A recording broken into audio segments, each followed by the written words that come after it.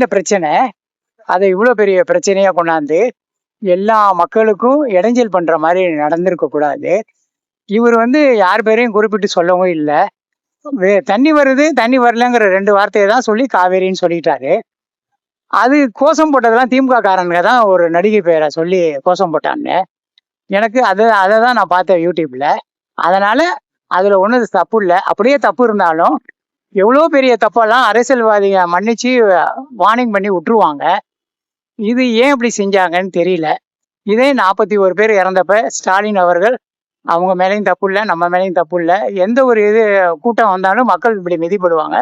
அதுக்கு வர தலைவர் மேல எந்த இதுல பெருந்தன்மையா நடந்தாரு. ஆனா இவங்க இப்படி பண்றாங்க.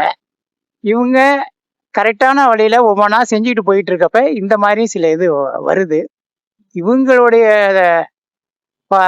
ஆட்சியில இப்ப புதுசா வந்திருக்க ஆட்சியில இருக்க சில பதவியில இருக்கிறவங்க எம்எல்ஏ, ஒன்றிய செயலர் இந்த மாதிரி உள்ளவங்க சில தப்பெல்லாம் செய்யறாங்க. அதை இந்த நியூஸ் பரப்புறவங்க எல்லா மக்கள்கிட்ட வெளியே கொண்டு வராங்க. அதுக்கும் இவர் டக்குன்னு நடவடிக்கை எடுத்துக்கிட்டு இருக்காரு. ஆனா அதெல்லாம் நல்லா இருக்கிற நேரத்துல ஒரு வார்த்தைக்காண்டி இவ்வளோ பெரிய இது பண்ணி எவ்வளோ பேர் மக்கள் வந்து கஷ்டப்பட்டுட்டு இருக்காங்க. பஸ் இல்லாம வீட்டுக்கு போறதுக்கு கஷ்டப்பட்டுக்கிட்டு எல்லாம் இருக்காங்க. இது அங்கேயே மிரட்டி அங்கேயே எழுதி மன்னிப்பு கேட்க சொல்லிட்டு அங்கேயே வேலையை முடிச்சு விட்டுருந்தா நல்லா இருந்திருக்கும். இதுல ஏதாவது உள்நோக்கம் இருக்கலாம். எதிர்காலத்துல இந்த மாதிரி செய்யறத பார்த்து மற்றவங்க மரியாதையா எல்லாத்தையும் பேசுவாங்க. அதுல ஒரு திருப்தி நமக்கு இருக்கு. இது வந்து ஆக்சுவலி வந்து ஒரு ரிவெஞ்ச் பொலிட்டிக்ஸ் மாதிரி தான் தெரியுது.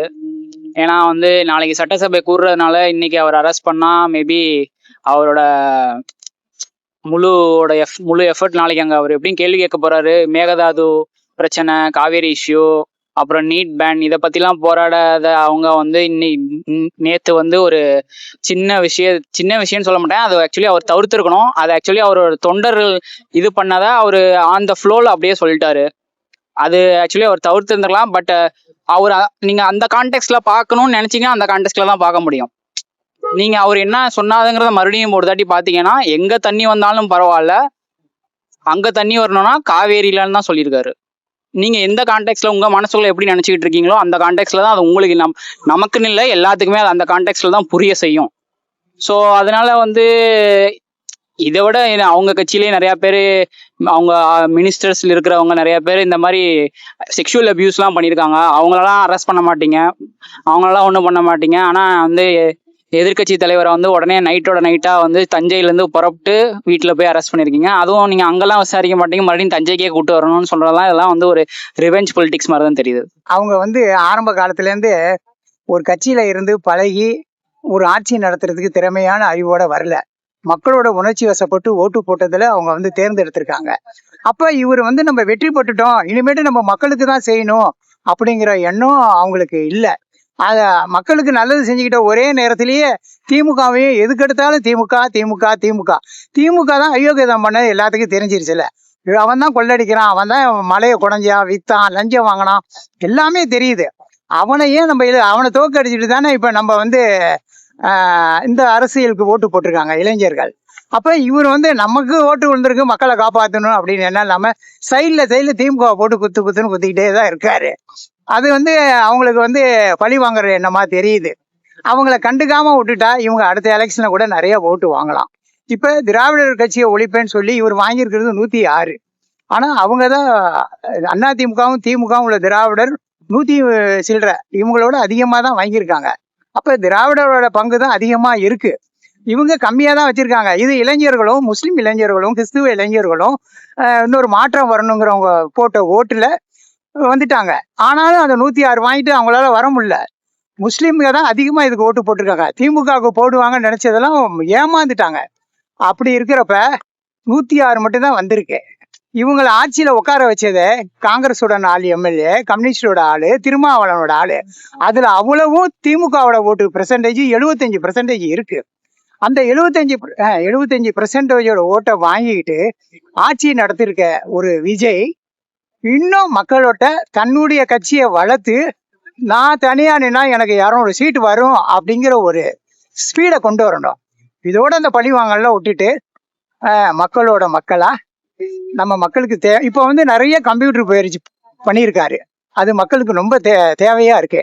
அதே மாதிரி கொஞ்சம் அனுபவம் உள்ள ஆளுகளை வச்சுக்கிட்டு கரெக்டா நடத்தினால அடுத்த தடவையும் இவரு தான் ஜெயிப்பார். டைவர்ஷன் இது அப்படிதான் தெரியுது. மற்ற இஷ்யூஸ் எல்லாம் மறைக்கிறதுக்காக தான் இந்த மாதிரி டைவர்ஷன் இஷ்யூஸ் தான் இதெல்லாம் கொண்டு வராங்க. இப்போ இவ்வளவு நாள் இப்ப அப்படி பாத்தீங்கன்னா நீங்க வந்து நாயனார் நாகேந்திரன் அப்படியே வெளிப்படையா சொல்லியிருக்காரு. இதுல இருந்து ஏர்போர்ட்ல இருந்து சொல்லியிருக்காரு த்ரிஷா விட்டுட்டு வெளியில வந்து வரணும் அமைச்சர் அப்படின்னு. அதுக்கெல்லாம் நீங்க எதுவும் பண்ணாம திடீர்னு வந்து இவரு இப்படி சொன்னாருன்னு சொல்லி அரெஸ்ட் பண்றதெல்லாம் ஒரு டைவர்ஷன் பாலிடிக்ஸ் மாதிரி தான் தெரியுது. ஸ்டாலின் வந்து ரொம்ப நாகரிகமா போவாரு. ஏதாவது தவறி சொல்லிட்டா கூட சாரின்னு சொல்லிடுவாரு. தவறி சொல்லிட்டேன். இவர் வந்து இவரும் இளைஞர், அவரும் இளைஞர்.